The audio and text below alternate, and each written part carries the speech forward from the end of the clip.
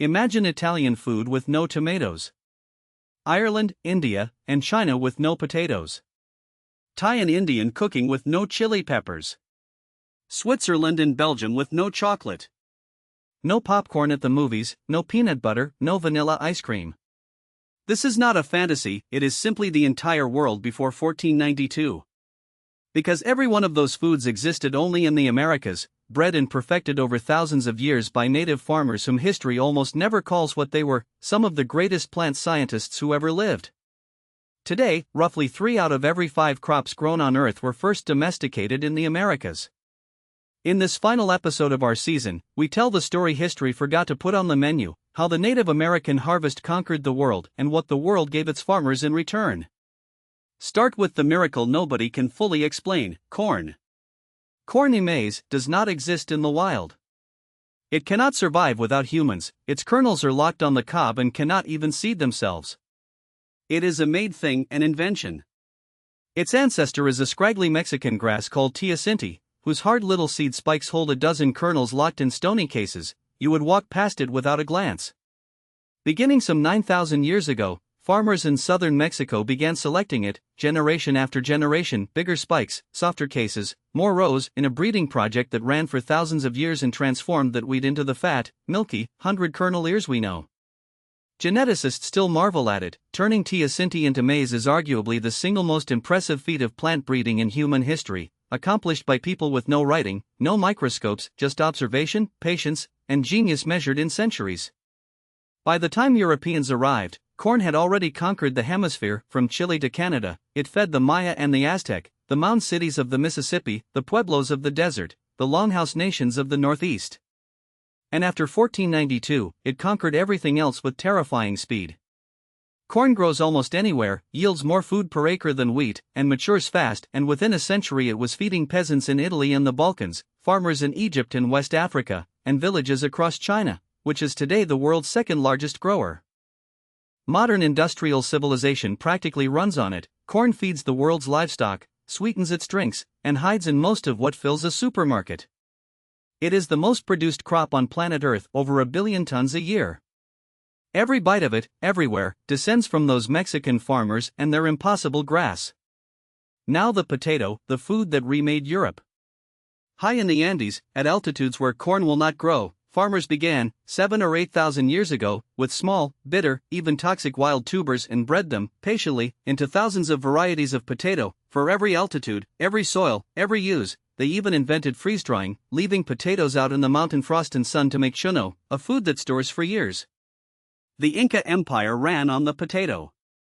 And when it crossed the Atlantic, it did something no European crop had ever managed: it ended famine for a while. Potatoes yield several times more calories per acre than grain, grow in bad soil, and hide from armies underground. Wherever they spread, Ireland, Germany, Poland, Russia, famine receded and population exploded.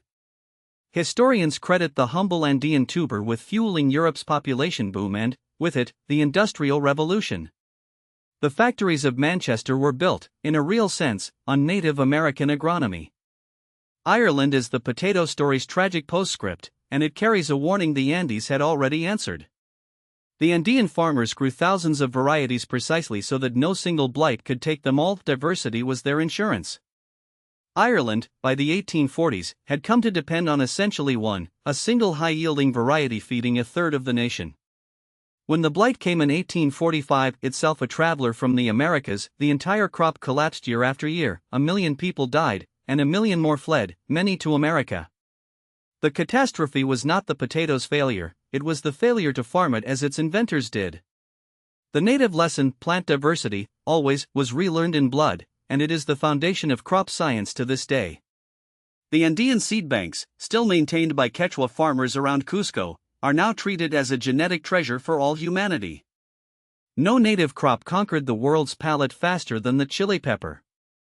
Domesticated in Mexico and South America thousands of years ago, chilies hit the old world like a spark in dry grass. Portuguese ships carried them to Africa, India, and Asia within decades of 1492, and they spread so fast and rooted so deep that most of the world forgot where they came from. Indian curry, Thai cuisine, Sichuan cooking, Korean kimchi, Hungarian paprika, North African harissa, every one of them is built on an American plant that arrived barely 5 centuries ago. Ask most people where chilies come from and they will guess India or Thailand. The truth, every chili on earth, jalapeno, habanero, cayenne, ghost pepper, descends from the gardens of Native American farmers. It may be the fastest, most complete culinary conquest in history, and its inventors got none of the credit. Then there is the food that was money, chocolate. Cacao was domesticated in the American tropics and perfected by the civilizations of Mesoamerica, the Olmec, the Maya, the Aztec, who did something remarkable with it. They drank it and they spent it. Chocolate was consumed as a sacred, frothy, spiced drink, often with chile, no sugar, reserved for rulers, warriors, and ceremony, and cacao beans were literal currency, so valuable that counterfeiters made fake beans of clay. The Aztec emperor's storehouses held beans by the hundreds of millions, a treasury you could drink. Europe added sugar and milk, and the sacred drink of Mesoamerica became a global industry worth over $100 billion a year. Add vanilla and orchid, painstakingly hand-cultivated by the Totonac people of Mexico, the only place on earth its natural pollinator lived, and the world's entire dessert culture stands on Mesoamerican foundations. The list keeps going, far beyond the famous 4. Tomatoes, bred in Mexico from a tiny wild berry, reached Italy in the 1500s, were feared as poison for 2 centuries, and then became the soul of Mediterranean cooking. There was no tomato sauce in Italy for most of Italian history. Peanuts, domesticated in South America, now anchor cuisines and economies across West Africa and Asia. Beans of every kind, kidney, pinto, black, limas, squash and pumpkins, avocados, pineapples, papayas, blueberries, cranberries, pecans, sunflowers, maple syrup, and cassava, the root that now feeds 500 million people across Africa. Even chewing gum traces to Mesoamerican chicle. Sit down to almost any meal on earth today, and part of it, often most of it, was bred by Native American farmers. The so-called New World was, at the dinner table, the Old World's greatest benefactor. The gift was not only food. The peoples of Mesoamerica and the Amazon were the first on earth to master rubber, harvesting latex from the trees and, 3,000 years before Charles Goodyear, learning to process it with plant juices into bouncing balls, waterproof capes, and even rubber-soled sandals. The Olmec, the name literally means the rubber people, built the hemisphere's famous ball game around it, and when Europeans first saw a rubber ball bounce, some suspected sorcery.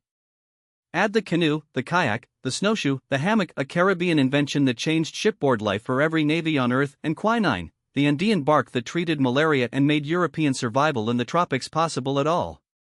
The modern world runs on wheels of rubber and slept its way across the oceans in native beds. The inventory of the gift keeps growing the closer you look. Honesty requires the whole ledger, including its most dangerous line, tobacco. It too was a native domestication, sacred across the Americas, smoked in ceremony and diplomacy, the sealing of the peace pipe. This channel has shown it council after council. In native hands it was medicine and ritual, used sparingly, wrapped in meaning. It was Europe that turned it into a commodity and a habit, the cash crop that financed Virginia, drove the plantation system and with it slavery, and eventually became the world's deadliest consumer product. The plant did not change, the relationship to it did. And that contrast may be the sharpest lesson in the whole exchange. The same leaf that was ceremony on one side of the ocean became industry on the other, a reminder that what a civilization does with a gift says everything about the civilization, and nothing about the givers. And the genius was not just in the plants, it was in how they were grown. This channel has already told the story of the 3 sisters, corn, beans, and squash interplanted so that each feeds and protects the others, a self-fertilizing system that ran for centuries without exhausting the soil. But that was one tool in a continental toolkit. Andean farmers built terraces and raised field systems that turned mountains and swamps into breadbaskets, with experimental stations like Moray where the Inca tested crops across different microclimates and agricultural research laboratory carved into the earth. Amazonian peoples built terra preta, dark earth enriched with charcoal so fertile it still regenerates today, a soil technology modern science is racing to copy for carbon capture.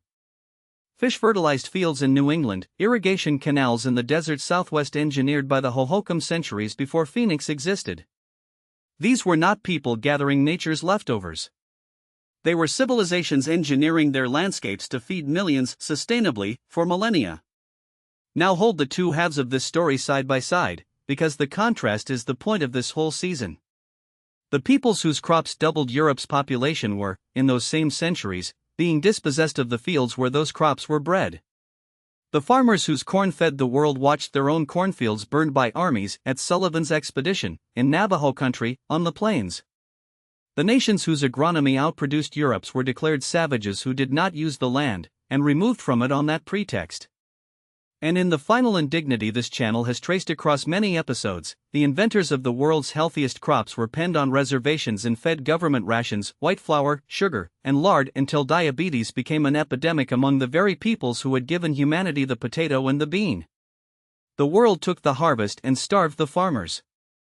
That is not ancient history. It is the story of how dinner got to your table. But this season has taught us how these stories end. The people are still here, and the harvest is coming home. Across the Americas, a native food sovereignty movement is reclaiming the ancestral crops. Iroquois white corn is being replanted by Haudenosaunee farmers. Pueblo and Hopi growers keep thousand-year-old drought-hardy corn strains alive in the desert. The Quechua guard their potato park above Cusco as a living library. Tribal seed banks are recovering varieties from museum drawers and elders' caches. Native chefs, a whole culinary renaissance, are putting bison, wild rice, blue corn, and chocolate back together on award-winning menus and calling it what it always was, indigenous cuisine. Nutritionists studying the original native diets keep reaching the same conclusion this channel found in episode after episode: the old foodways were healthier than what replaced them. The farmers the world forgot are teaching it to eat again. So ends our season, 25 episodes across this land, from the Comanche Empire of horses to the harvest on your table tonight. And maybe this is the fitting finale, because it is the story that touches you, personally, every single day. The salsa and the fries, the chocolate and the popcorn, the curry and the kimchi, all of it carries the fingerprints of Native American genius. 10,000 years of the most consequential plant science in human history, done by peoples who asked the land how it wanted to be farmed and listened to the answer for 300 generations. History books measure civilizations in pyramids and armies. Measure them instead in what they gave the world to eat, and the peoples of the Americas stand among the greatest civilizations of all time. Remember that at your next meal, because you will be eating their gift. Thank you for watching this season. Subscribe, tell a friend, and keep learning the history they left out. The truth was always richer than the legend, and it always will be.